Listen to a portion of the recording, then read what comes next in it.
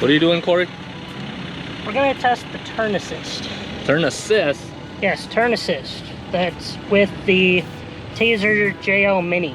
Alright. So we'll do without turn assist at full tilt, 4 high, and then we'll do with turn assist. Alright. So we'll go two full rotations, one of each.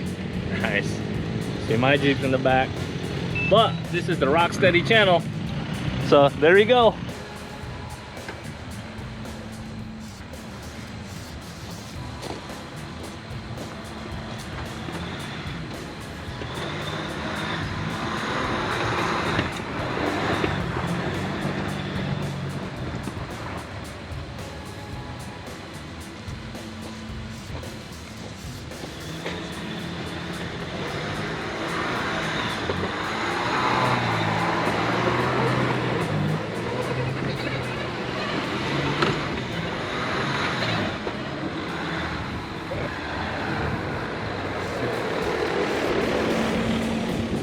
Man, So? That's definitely tighter turning radius for sure. Jeez.